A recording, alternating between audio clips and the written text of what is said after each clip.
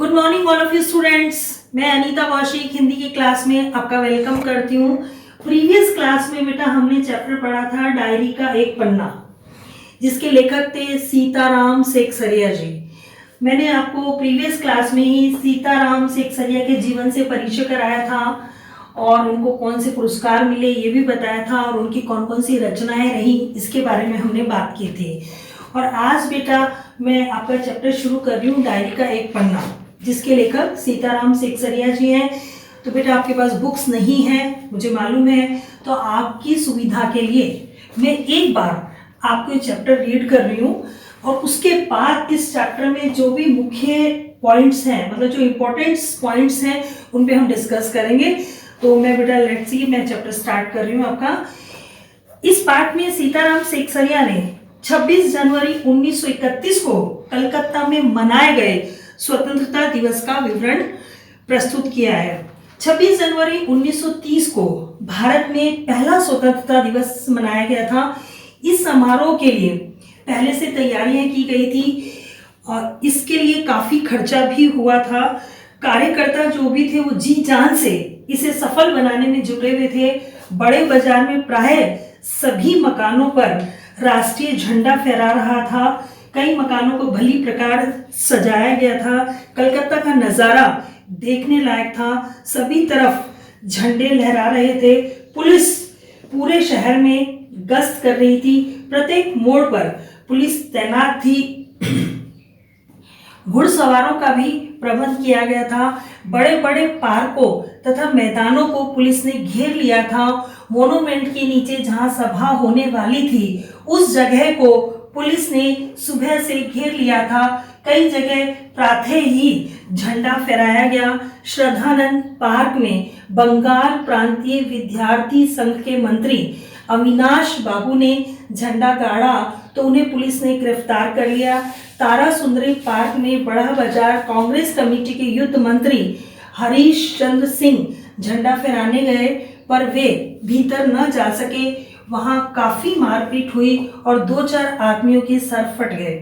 गुजराती सेवक संघ की ओर से निकाले गए जुलूस में से बहुत सी लड़कियों को गिरफ्तार कर लिया गया। 11 बजे मारवाड़ी बालिका विद्यालय की लड़कियों ने अपने विद्यालय में झंडोत्सव मनाया। इसमें जानकी देवी, मदालसा आदि भी गई थी। यहाँ अच्छा प्रबंध किया गया था। 2-3 बजे कई आदमियों को गिरफ्तार कर लिया गया। इनमें पूर्णोदास तथा पुरुषोत्तम राय भी थे। पूर्णोदास ने सुभाष बाबू के जुलूस का प्रबंध किया था। स्त्री समाज भी अपनी तैयारी कर रहा था। वे जुलूस बनाकर आगे बढ़ रही थी। 3 बजे से ही मैदान में भीड़ जमा होने लगी थी। यह सभा बहुत विचित्र थी क्योंकि इतनी बड़ी सभा इस मैदान में पहले कभी भी नहीं हुई थी। पुलिस कमिश्नर के नोटिस के अंतर्गत अमुक अमुक धारा के अनुसार कोई भी सभा नहीं हो सकती थी। भाग लेने वाले व्यक्तियों को दोषी समझा जाना था। काउंसिल के नोटिस के तहत 4:24 पर झंडा फहराया जाना था तथा स्वतंत्रता की प्रतिज्ञा पढ़ी जानी थी। ठीक 4 बजे सुभाष बाबू जुलूस लेकर आए। भीड़ की अधिकता होने के कारण पुलिस उन्हें रोक न पाई। पुलिस ने लाठियां चलाई। बहुत से आदमी घायल हुए। सुभाष बाबू पर लाठियां पड़ी। वे जोर से वंदे मातरम बोल रहे थे। वे आगे बढ़ने के लिए तत्पर थे। पुलिस भयानक रूप से लाठियां चला रही थी।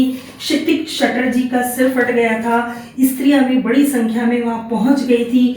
सुभाष बाबू को गिरफ्तार करके लाल बाजार लॉकअप में भेज दिया गया था। स्त्रियां जुलूस बनाकर चली। पुलिस के डंडों से अनेक लोग घायल हो गए। विमल प्रतिभा स्त्रियों के जुलूस का नेतृत्व कर रही थी। वे सभी स्त्रियां बहु बाजार के मोड़ पर बैठ गईं। बाद में पुलिस उन्हें लॉरी में बिठाकर लाल बाजार ले गई। ब्रजलाल गोयनका को गिरफ्तार कर लिया गया था। 200 आदमियों के जुलूस को भी लाल बाजार में गिरफ्तार कर लिया गया था। मदालसा भी पकड़ी गई। कुल 150 स्त्रियां पकड़ी गईं। रात में 9 बजे सबको छोड़ दिया गया। रात 8 बजे खादी भंडार से कांग्रेस ऑफिस में फोन आया कि अनेक लोग घायलावस्था में यहाँ पड़े हुए हैं, उनके लिए गाड़ी चाहिए। तो डॉक्टर दास गुप्ता उनकी देखभाल कर रहे थे। वहाँ जाने पर मालूम हुआ कि कुल 160 आदमी अस्पताल पहुँचे हैं, लगभग 200 लोग घायल हुए थे। लॉकअप में स्त्रियों की संख्या 105 थी। उस दिन की घटना अपूर्व थी। इस घटना से बंगाल या कलकत्ता के नाम पर लगा हुआ ये कलंक धुल गया था। ये काम यही हो रहा था। तो बेटा ये मैंने आपको चैप्टर रीड किया है। अब इसके जो मुख्य पॉइंट हैं उनको हम डिस्कस करेंगे। तो बेटा मैंने चैप्टर में आपको बताया कि ये जो घटना है ये 26 जनवरी 1931 के दिन की है। और जो वहाँ पर कलकत्ता शहर में स्वतंत्रता नहीं मिली थी हमें, लेकिन उससे पहले ही वहाँ पर इसकी तैयारियाँ शुरू हो गई थी और इसकी तैयारी में 2000 रुपये खर्च हुए थे। अभी हमें 2000 रुपये कुछ भी नहीं लग रहे हैं, लेकिन बेटा उस समय 2000 रुपये बहुत ज़्यादा थे जो सिर्फ तैयारी पर खर्च कर दिए गए थे। बड़ा बाजार जो कि कलकत्ता का एक स्थान है, उसको बिल्कुल इस तरह से सजाया गया था जैसे हमें स्वतंत्रता मिल गई है और हम आज़ादी की जीत का जश्न मना रहे हैं। और उसी समय जो पुलिस थी वो पूरी शक्ति से शहर में गश्त लगा रही थी। गश्त का मतलब होता है चारों तरफ घूमना, कि कोई भी घटना घटित नहीं हो जाए। तो पुलिस जो थी वो पूरे शहर में अपने जोर शोर के साथ चारों तरफ घूम रही थी। जितने भी कलकत्ता में बड़े बड़े पार्क थे और मैदान थे उनको पुलिस ने सुबह 6 बजे से ही घेर लिया था, क्योंकि पुलिस को ये अंदेशा था कि आज जरूर कुछ गड़बड़ होने वाली है। मोनूमेंट के नीचे सभा होनी थी। मोनूमेंट क्या है बेटा? एक स्थान है कलकत्ता में, एक स्मारक है जिसके नीचे तय किया गया था कि यहाँ पर सभा होगी। सदानंद पार्क में बंगाल प्रांतीय विद्यार्थी संघ के मंत्री श्रीमान अविनाश बाबू ने झंडा गाड़ा और पुलिस ने उनको पकड़ा और बहुत ज़्यादा उनको मारा पीटा गया था। इसी तरह से एक स्थान और है बेटा सुंदरी पार्क, जो कि सुंदरी पार्क में बड़े बाजार के कांग्रेस कमेटी के युद्ध मंत्री हरीश चंद्र जी झंडा फहराना चाहते थे, लेकिन उन्हें जाने नहीं दिया गया। उनको बीच में ही पुलिस वालों ने पकड़कर मारपीट शुरू कर दी, तो हरीश चंद्र जी को वापस आना पड़ा। उसके बाद गुजराती सेवा संघ की तरफ से एक जुलूस निकाला गया जिसमें बहुत सी लड़कियों ने बढ़ चढ़कर हिस्सा लिया और बाद में बहुत सी लड़कियों को गिरफ्तार भी किया गया, क्योंकि ये एक कानून के खिलाफ था। उस समय कोई भी सभा नहीं होनी थी और लड़कियां जब बढ़ चढ़कर उसमें हिस्सा ले रही थी तो उनको गिरफ्तारी की गई, मारा पीटा भी गया। उसके बाद 11 बजे मारवाड़ी बालिका विद्यालय था, उसमें झंडोत्सव मनाया गया जो कि एक खिलाफ था, लेकिन फिर भी उस स्कूल की जो भी लड़कियां थीं उन लोगों ने हिम्मत का काम किया और उन्होंने उस समय झंडोत्सव मनाया, जिसमें जानकी देवी खुद मौजूद थी और मदाल साहब भी वहाँ पहुँची हुई थी। सुभाष बाबू ने जो जुलूस निकाला था उसमें उन्होंने अपना जो जुलूस का भार था वो पूर्णोदास को सौंपा हुआ था। मोनूमेंट जो कि सुबह 6 बजे, जहाँ पर पुलिस ने बहुत ज़्यादा घेराव कर रखा था और पुलिस को ये आशंका थी कि यहाँ पर लोग आएंगे, सभा का आयोजन करेंगे, लेकिन धीरे धीरे मोनूमेंट में सुबह वाली बात नहीं रही। पुलिस जो थी उन्होंने थोड़ी सी ढील वहाँ पर दे दी थी और पुलिस फिर भी लोगों की भीड़ धीरे धीरे वहाँ पे जमा होने लगी थी मोनूमेंट पे। तो पुलिस कमिश्नर ने एक नोटिस जारी किया था कि धारा के तहत कहीं भी कोई भी सभा का आयोजन नहीं होगा।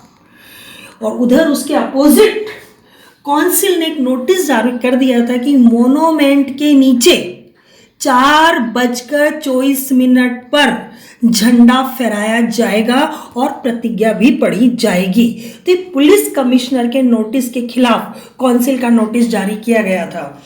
भीड़ को देखकर लगता था कि एक खुली चुनौती है, पहले कभी भी ऐसा नहीं हुआ था, लेकिन उस दिन कलकत्ता के वासियों ने ये साबित कर दिया था कि किसी भी हालत में आज हम अपनी आज़ादी का जश्न मनाकर रहेंगे। तो भीड़ को देखकर यही लगता था कि आज एक ये खुली लड़ाई है। 4:10 पर सुभाष बाबू जुलूस लेकर आए, लेकिन उनको गिरफ्तार कर लिया गया। स्त्रियां भी भारी संख्या में वहां मौजूद थी। उनमें से कुछ महिलाओं ने मोनूमेंट पर चढ़कर झंडा फहरा दिया था तथा घोषणा भी पढ़ दी थी। लोगों को मारा जा रहा था, पीटा जा रहा था, लाठियां चल रही थी, लेकिन जो महिलाएं थी, स्त्रियां थी, वो किसी चीज़ से नहीं घबरा रही थी। और उन्होंने हिम्मत दिखाकर, क्योंकि भीड़ बहुत ज़्यादा थी और पुलिस उस भीड़ को काबू करने में एक तरह से नाकामयाब हो रही थी, तो कुछ स्त्रियां जो थीं वो मोनूमेंट पर चढ़ गईं और वहां जाकर उन्होंने झंडा भी फहरा दिया और घोषणा भी पढ़ दी। और कुछ स्त्रियों को लाल बाजार के लॉकअप में बंद कर दिया गया था। और बहुत सारे हमारे जो कलकत्ता के वासी थे जो इस लड़ाई में शामिल हो रहे थे, उनको भी बंद करके लॉकअप में लाल बाजार में भेज दिया गया था। धीरे धीरे धर्मतल्ला, बेटा कलकत्ता में एक स्थान का नाम है धर्मतल्ले, धर्मतल्ले के मोड़ पर आकर जो जुलूस था वो धीरे धीरे टूट गया था, यानी कि अब लोग इधर उधर बिखर गए थे। तो ये जो नज़ारा था ये बिल्कुल अपूर्व था। पहले कलकत्ता में ऐसा कभी भी नहीं हुआ था। और लाठियों के बीच लोगों को लाठियां पड़ रही थी, खून निकल रहा था, बहुत से लोगों को गिरफ्तार किया जा रहा था। तो एक नज़ारा ऐसा था कि जो कि देखने लायक था। फिर भी हर व्यक्ति के मुंह से एक ही आवाज़ निकल रही थी, वंदे मातरम, वंदे मातरम। तो आप सोचो बेटा कि वो क्या नज़ारा होगा। आज़ादी नहीं मिली थी, लेकिन आज़ादी मिलने से पूर्व एक तरह की आज़ादी कलकत्ता के लोग मना रहे थे। और हमारे जो सीताराम सेकसरिया जी हैं वो भी वहाँ मौजूद थे, इसीलिए उन्होंने अपनी डायरी में ये सब कुछ लिखा है। तो ये जो दृश्य था ये बहुत ही अपूर्व था। और लाठियों के बीच भी सभी वंदे मातरम बोल रहे थे। 105 महिलाओं को लॉकअप में रखा गया था और 160 लोग घायल हो गए थे। न जाने कितने लोग घायल हुए थे, लेकिन 160 तो वो थे जो हॉस्पिटल में थे, जिनका उपचार चल रहा था। बाकी लोग घायलावस्था में ही अपने घरों की ओर चले गए थे। तो एक कलकत्ता के नाम पर जो कलंक था वो आज हट गया था, क्योंकि ये माना जा रहा था कि पूरा देश आज़ादी की लड़ाई लड़ रहा है, लेकिन जो कलकत्ता है वो इसमें कुछ भी हिस्सेदारी नहीं कर रहा है, वो कोई भी पार्टिसिपेट नहीं कर रहा है। तो कलकत्ता के नाम पर एक जो कलंक था, आज के दिन लोगों ने स्वतंत्रता आंदोलन, स्वतंत्रता की आज़ादी का जश्न मनाकर इस दाग को अपने ऊपर से हटा दिया था। तो बेटा एक बार मैं आपको इसके जो डिफ़िकल्ट वर्ड्स थे उसको मैं एक बार बता रही हूँ आपको। पुनरावृत्ति, पुनरावृत्ति का मतलब है फिर से आना, दोबारा से आना। उसके बाद एक गश्त, गश्त का मतलब होता है पुलिस कर्मचारी का पहरे में घूमना। जैसा बेटा आपको मालूम है अभी लॉकडाउन चल रहा है और कर्फ्यू लगा हुआ है, तो वहाँ पर आपने देखा होगा कि पुलिस के कर्मचारी चारों तरफ घूमते रहते हैं, क्योंकि ये मना है कि घर से कोई नहीं निकलेगा। जैसे ही कोई निकलेगा उसको पुलिस पकड़ लेती है। तो ये गश्त लगाना इसी को कहते हैं कि पुलिस कर्मचारियों का पहरे पर घूमना। सार्जेंट, ये एक सेना का पद होता है जिसको हम सार्जेंट कहते हैं।